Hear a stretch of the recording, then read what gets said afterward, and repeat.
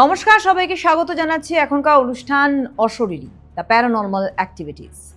আলোচনা চলছিল আগের পর্বে রাগিনী এমএমএস বলে এই জনপ্রিয় হরর মুভিটি নিয়ে, যেটি একতা কাপুরের প্রযোজনায় এবং পবন কৃপলানির পরিচালনায় ছিল। 2011 সালে এটি প্রেক্ষাগৃহে মুক্তি পায় এবং এই ছবিটি আমি আগের দিনেও আগের পর্বেও বলেছিলাম যে ছবিটি আমেরিকান বিখ্যাত হরর মুভি দ্য প্যারানর্মাল অ্যাক্টিভিটির ওপরে কিছুটা নেওয়া হয়েছে এবং দিল্লির একজন তরুণী দীপিকা নামক, তার কিছু বাস্তব ঘটনা, তার কিছু অনুভূতি প্যারানর্মাল অ্যাক্টিভিটিস নিয়ে এবং তার এমএমএস ভাইরাল হয়ে যাওয়া নিয়ে কিন্তু এই মুভিটির কিছু অংশ 30% নেওয়া হয়েছিল এই মুভিতে বাস্তব ঘটনা থেকে, এবং সেটা দীপিকার ঘটনা। তো কিভাবে শুটিং হয়েছিল এবং দীপিকা নিজে সাক্ষাৎকার দিতে গিয়ে কি বলেছিলেন, যে বেসিক্যালি তিনি যখন ওই বাংলোতে একটি পরিত্যক্ত হরর একটা পরিবেশে একটা বাংলোতে তিনি এবং তার বয়ফ্রেন্ড গিয়েছিলেন, নাটশালেকে একটু বলে দিই, এবং সেখানে তার বয়ফ্রেন্ড তাকে না জানিয়ে তার অজ্ঞাতে একটি ভিডিও শ্যুট করেন এবং পরে সেটাই সেই এমএমএসটা কিন্তু ছড়িয়ে যায়, ভাইরাল হয়ে যায়, যেটাতে স্বাভাবিকভাবেই সে মানসিকভাবে ভেঙে পড়ে এবং তার সাইকোলজিক্যাল অনেক রকম টানাপোড়েন তৈরি হয়ে যায়। কিন্তু ওই বাংলোতে থাকাকালীন দীপিকা বেশ কিছু অতিপ্রাকৃত ঘটনা, অর্থাৎ প্যারানর্মাল কিছু অ্যাক্টিভিটিস তিনি ফিল করেছিলেন এবং তিনি বিলিভ করেছিলেন। তিনি সাক্ষাৎকারে বলেছিলেন যে তার এই ফিলিংসটা তিনি শেয়ার করতে পারেননি সবার সঙ্গে, কারণ অনেকে স্বাভাবিকভাবেই বলবেন যে দীপিকা মানসিকভাবে স্থিরতা নেই বা ভুল স্বপ্ন দেখেছিল, বাস্তব মানবে না, খুব স্বাভাবিক ব্যাপার, বিজ্ঞানের জগতে আমরা সেটাই করে থাকি। কিন্তু দীপিকা সেটি শেয়ার করেছিলেন তার এক অতি ক্লোজ এক বান্ধবীকে, এবং তিনি বলেছেন সাক্ষাৎকারে যে সম্ভবত সেই বান্ধবীর সঙ্গে একতা কাপুরের যোগাযোগ ছিল কোনোভাবে, এবং একতা কাপুরকে এন্টায়ার দীপিকার ঘটনাটি তিনি জানান সেই বান্ধবী, এবং একতা কাপুর তারপরে অবশ্যই দীপিকার কনসার্ন নিয়ে মুভির কিছু অংশে তার 30% বাস্তবিক দিক কিন্তু রেখেছিলেন গল্পে।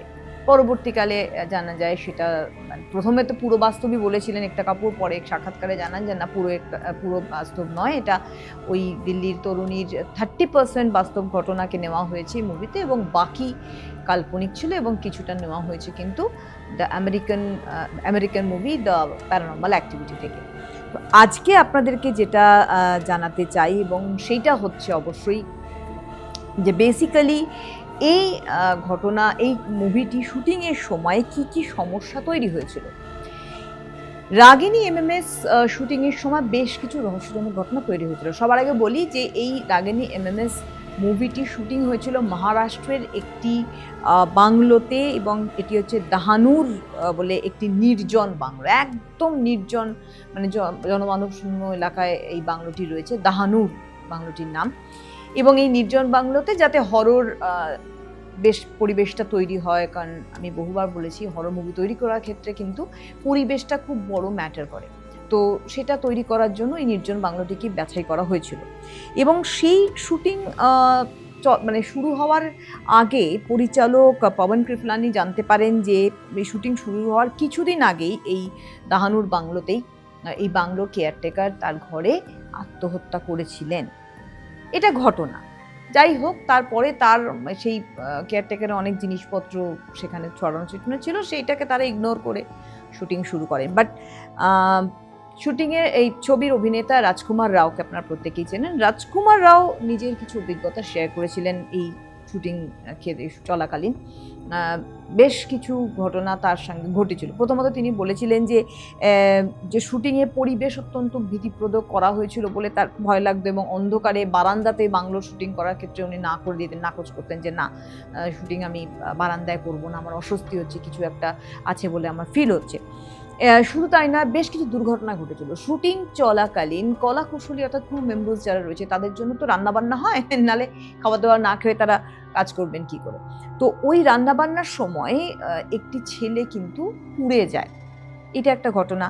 রাজকুমার রাও শুটিং চলাকালীন চোট পান, এবং যখন মুভিটি মানে কমপ্লিট হয়ে যাওয়ার পরে কিন্তু রাজকুমার রাও একটা বড় সড়ো অ্যাক্সিডেন্ট হয়েছিল এবং বেশ বড় সড়ো অ্যাক্সিডেন্ট দুর্ঘটনা কিন্তু তার ঘটেছিল। এই সমস্ত ঘটনা ঘটার পরে তখন একতা কাপুর সিদ্ধান্ত নিয়েছিলেন যে কিছু অস্বাভাবিক ঘটনা ঘটছে এখানে, যার জন্য এই ধরনের সমস্যা তৈরি হচ্ছে। তাই তিনি হাওয়ান অর্থাৎ যজ্ঞ করান, যাতে মুভিটি কারো কোনো ক্ষতি না করে এবং মুভিটি ভালোভাবে মুক্তি পায় এবং জনপ্রিয় হয়। দ্বিতীয়ত, রাগিনী MMS RAGINI, এটা হচ্ছে রাগিনী স্পেলিং, যেটা রিলিজ হয়েছিল, আপনারা পোস্টারে দেখবেন রাগিনী MMS RAGINI। অ্যাকচুয়ালি এইটা স্পেলিং ছিল না, স্পেলিংটি ছিল RAGINNI, অর্থাৎ রাগিনী, দীর্ঘিকার NNI। যেই NNটাকে জ্যোতিষ মেনে বলুন বা সব মেনে বলুন, ওটাকে চেঞ্জ করা হয়েছিল এবং একতা কাপুর সেটা আপনারা জানেন, উনি এগুলো মানেন এবং উনি এই অ্যাস্ট্রোলজিক্যাল সাপোর্ট নিয়ে রাগিনী MMS এর একটা এনকে অফ করে দেন। RAGINNI এর বদলে RAGINI MMS, রাগিনী MMS, যার নামের মধ্যে একটা লেটার বাদ হয়ে যায় এবং that is an, that was an. তো সেই রাগিনী MMS একটা অতিপ্রাকৃত ঘটনার উপর তৈরি এই ছবিটি, যেটি শুটিংয়ের সময়ও কিন্তু তার প্রভাব ফেলে গিয়েছিল। ছবিতে দেখানোই হয়েছিল যে একটি মহিলার আত্মা, অতৃপ্ত আত্মা, যে তার সন্তানদের রক্ষা করার জন্য প্রতিশোধ পরায়ণ হয়ে গিয়েছিল।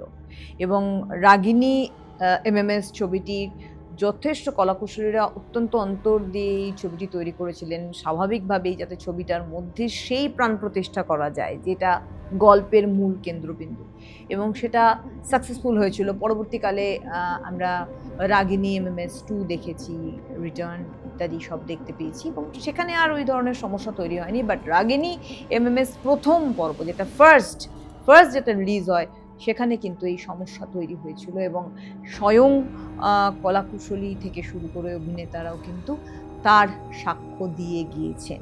এরকম অনেক অভিজ্ঞতা এই অশরীরী দ্য প্যারানর্মাল অ্যাক্টিভিটিসে শেয়ার করব আমি। আমার সঙ্গে অবশ্যই থাকবেন, দেখতে থাকবেন অশরীরী দ্য প্যারানর্মাল অ্যাক্টিভিটিস। নমস্কার।